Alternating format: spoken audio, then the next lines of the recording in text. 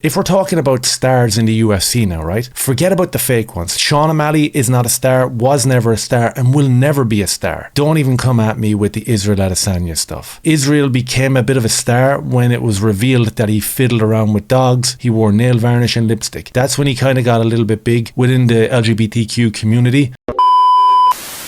So Ariel Helwani can't come to terms with the fact that MMA and UFC are the biggest that they've ever been, but there is no stars anymore within the organization. That the sport has never been more popular in America, and yet I feel like there's this lack of star issue. Alex Pereira is taking on Magomed Ankalaev this weekend. A lot of people are talking about this could be the end of Alex Pereira. The UFC's only legitimate star. Is he being protected? We'll have a look at that. We'll also have a look at the American-born Belal Muhammad whinging and complaining about the fact that there isn't a foreign country's national flag on his bio for his upcoming fight against Jack Della Maddalena. Very interesting take there, especially given the fact that it's a Jewish-owned company and the flag that he wants to be represented with is a Palestinian flag. Sorry, what?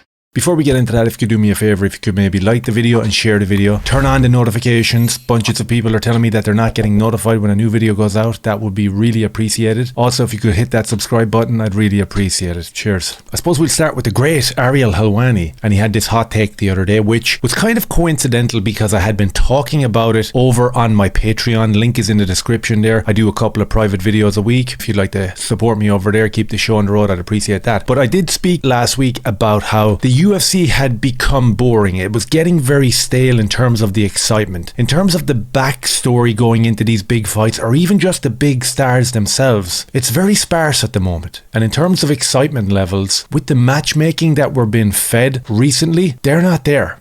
The excitement levels aren't there. And I think Ariel makes a good point here, believe it or not. I don't know how to come to terms with the fact that the UFC has never been more popular in America. Younger kids have never been more into it, yet I feel like there's a lack of star issue. If only they knew what it was like 6, 7, 8 years ago. Could you imagine this? The era of GSP, McGregor, Anderson Silva, and all these guys. So I saw this post and I was thinking the exact same thing recently. I was thinking about the stars, the backstories, and are they there? Like, are we excited for Jack Della Maddalena versus Belal Muhammad? Do we want to watch Diego Lopez and Volkanovski? And even with their biggest star this weekend, Alex Pereira and Ankalaev, I don't know how I feel about that. I really do like Alex Pereira. I think he's a legit down-to-earth guy. Super powerful, very tactical inside there. Really do enjoy watching him. If he goes in there this weekend and he gets a Dagestani mauling, like, what do we do then? Like, what does the UFC do then? And I do have this interesting article about Alex Pereira that I'll pull up after we watch the legend himself here, Ariel Helwani, explain pretty much how all of us are feeling, I think. I'm not sure. That I don't know how to come to terms with the fact that the sport has never been more popular in America. Younger kids have never been more into it. My nephews who are in their teens, who are in high school, are asking me about like mid-level guys. I'm like, I can't even believe you know who these people are. And yet I feel like there's this lack of star issue. Yeah. And I don't know how to explain. It's never been more popular. Kids are loving it. It's not just like a 34-year-old male sport anymore.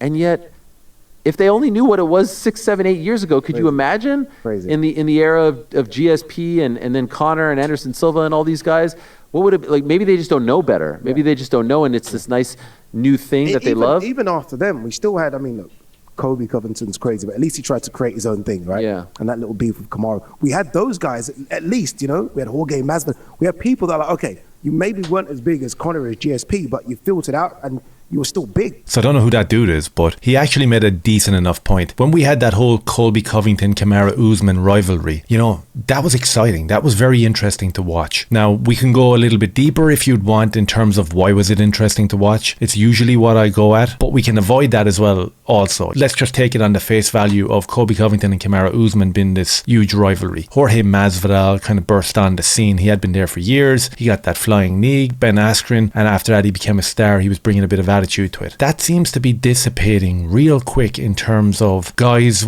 that are organic stars. We have a lot of fake shit. We have a lot of like Sean O'Malley and Merab Dvalishvili doing like skits and like funny bits, and it doesn't really come off as organic to me. And also it It's not funny and it's not exciting. I'm pretty sure that when Ariel is talking about the nostalgic days of GSP and Anderson Silva, they're kind of married into the belief system that he holds in terms of, well, modern day UFC fighters are allowed to say whatever they want without being reprimanded. And as he's alluded to numerous times, back in the day, people would lose their job at the UFC for stepping on a line and saying something about a man who wanted to be a woman or something like that. There is that strange dichotomy there where he's saying that there's no stars and he's saying it was a better time 8 years ago, but he's also on record as saying over and over again that the UFC was better when they were suppressing free speech. You know, so I think there is a correlation to be made there. If we're talking about stars in the UFC now, right? Forget about the fake ones. Sean O'Malley is not a star, was never a star, and will never be a star. Don't even come at me with the Israel Adesanya stuff. Israel became a bit of a star when it was revealed that he fiddled around with dogs, he wore nail varnish and lipstick. That's when he kind of got a little bit big within the LGBTQ community. Besides that, a mediocre run with a couple of decent fights and then a lot of leg kicking and teeping and stuff like that. So modern fighters within the UFC,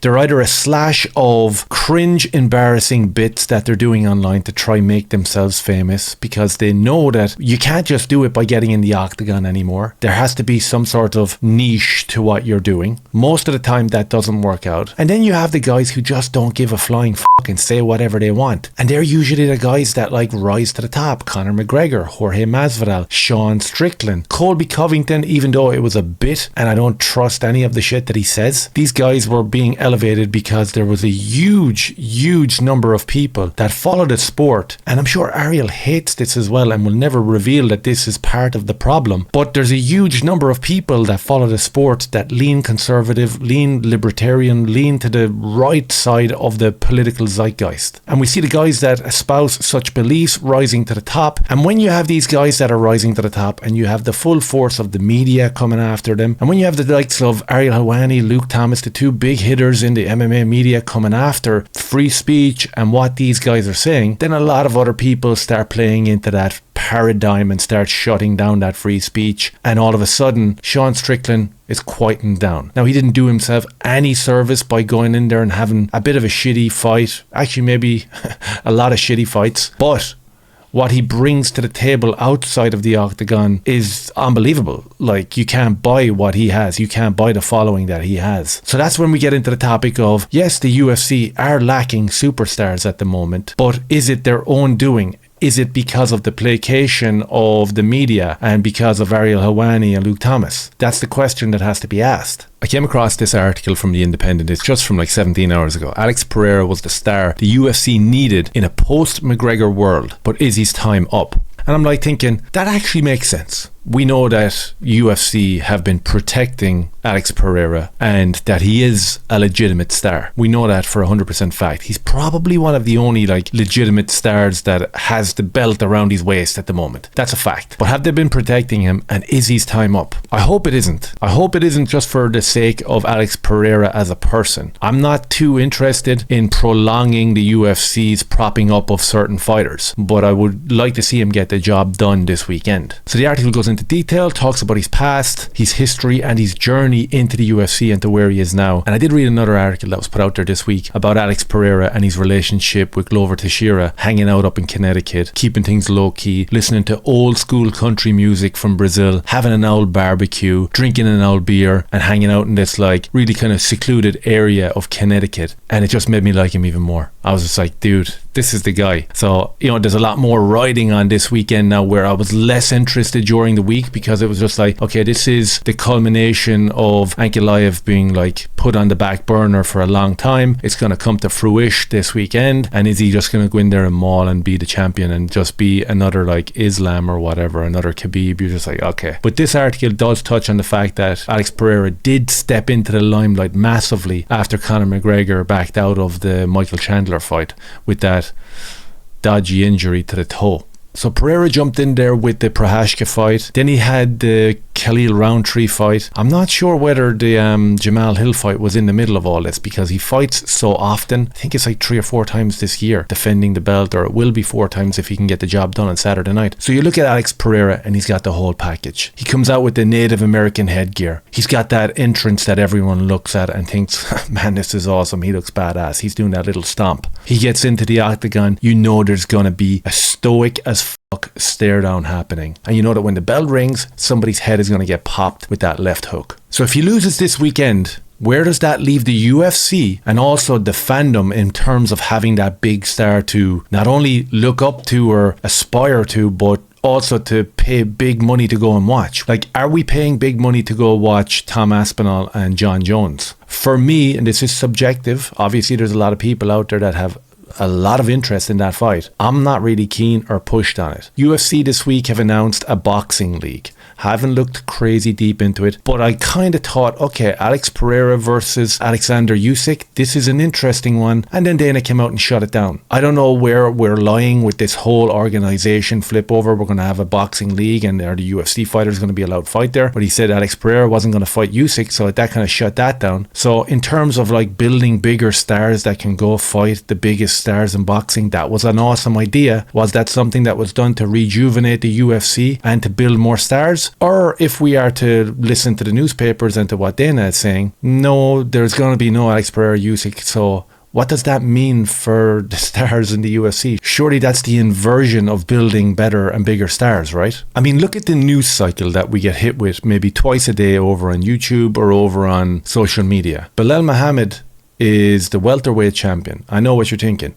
Who the fuck is Belal Muhammad? Well, he is the welterweight champion, and he's an American lad. He's born and raised in Chicago, and he has his nose out of joint because the Palestinian flag has not showed up on his bio for his upcoming fight against Jack Della Maddalena. Belal Muhammad has asked Dana White to rectify the Palestinian flag absence from the UFC profile. So people keep asking me, where's your flag? I started getting multiple messages from it, and I was just assuming it was a mistake, but it's still not addressed. So I'll address it and hope that Dana addresses it as well, fixes it, because Dana said he's all about free speech. He's all about people supporting who they want to support and not muting or silencing anybody. So I'm hoping that the UFC fixes this issue and puts my flag next to my name, so the people that I represent, the people that I fight for, and the people that I train for will see their flag next to their champion's name. Interesting take. Didn't Dana White say something along the lines of, if you have a problem with flags, like, fuck off or something like that? Didn't he say that when he brought back the flag? We're bringing back the flags, everybody, free speech, Trump and all that type of thing. And,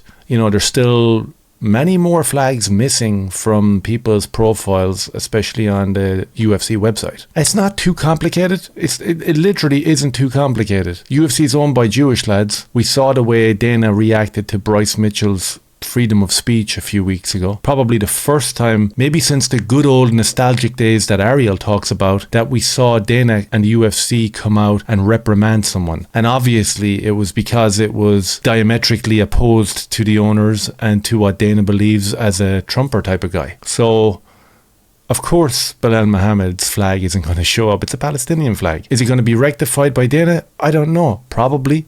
Maybe, maybe not. But is this newsworthy? Is this the UFC stars that we want and we need? Belal Muhammad talking about a Palestinian flag. But tell me this, in terms of the news cycle and your energy to purchase those pay-per-views, is seeing these stories regularly from the MMA media that is out there about the likes of Belal Muhammad, an American man, talking about the fact that he's not allowed to fly a foreign flag on his bio, even though he doesn't live there and wasn't born there. It's all very, very weird for me and very uninteresting. Kobe Covington peeks into the PI and sees Temba Garimba and runs away. Huge news story. Am I interested? No, it was just cringe as fuck. Like, grow up and cop on, bro. What are you doing? But what I'm saying is, I cover some political stuff and the MMA fans kind of get their nose out of joint a bit. And it's like, you're either an MMA channel or a political channel. But if you look at Conor McGregor, one of the biggest stars on the planet right now, not just MMA or UFC, one of the biggest stars on the planet. And he comes out and he uses his social media platform for important issues about the country in which he hails from, Ireland. And he calls out despotic governments, and he calls out corruption, and he calls out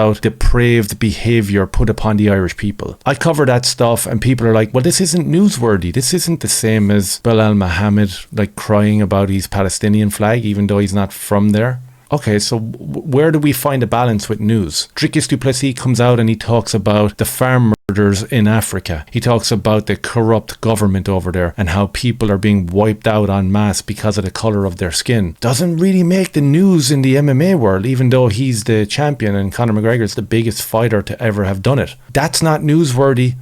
but Kobe Covington running away from some African lad is, or Bilal Mohammed crying about his Palestinian flag. I don't get it anymore. Maybe this is the reason why Ariel can't come to terms with the fact that there's no stars anymore. Maybe because of the rhetoric that's put out by these guys on a regular basis. It has left us in a place where the news cycle is filled with how pink Sean O'Malley's hair is, how much nail varnish and how many dogs can Israel Adesanya play with, how Bilal Mohammed cries about a foreign country, and I'm not interested in any of that. Let me know your thoughts down below if any of this made sense. Maybe hit like, subscribe and share. As I said, I'd really appreciate that. Link in the description for my Patreon. Any support to keep the show on the road, I'd really appreciate that too. Cheers.